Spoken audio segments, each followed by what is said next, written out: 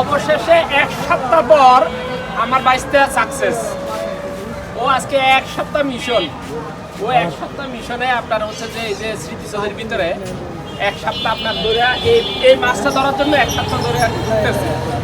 এক সপ্তাহ পরে এই মাছটা ধরতে পারছে। ও সাইজের চাইতে ওইটা বড়, ও সাইজের চাইতে এটা বড়।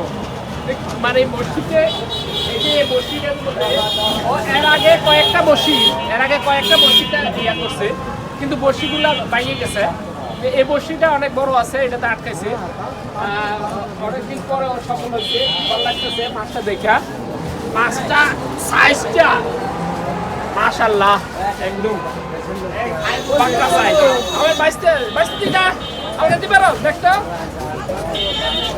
মাছের সাইজ দেখছে, এটা ধরছে ওই যে এখান থেকে মিলে এই যে স্মৃতিসৌধের পিছনে আপনার একটা বিল আছে, ওই যে ছোট একটা লেক আছে, ওই লেকটার মধ্যে সাইজ আরো অনেক আছে।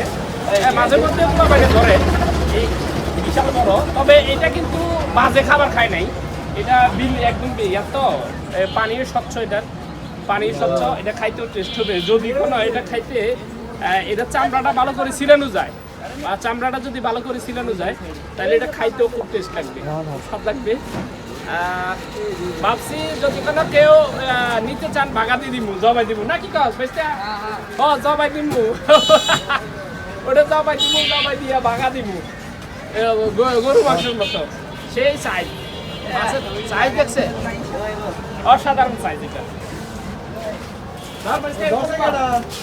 এই যে আমার বাইশটা আজকে এক সপ্তাহ মিশন পরে ও সাকসেস এটা ধরার জন্য। হ্যাঁ এক সপ্তাহ পরে আর এগুলা যদি খারা থাকতো তাহলে সুন্দর হতো।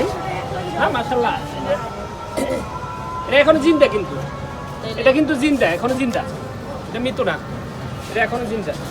এটা খুব ভালো লাগছে।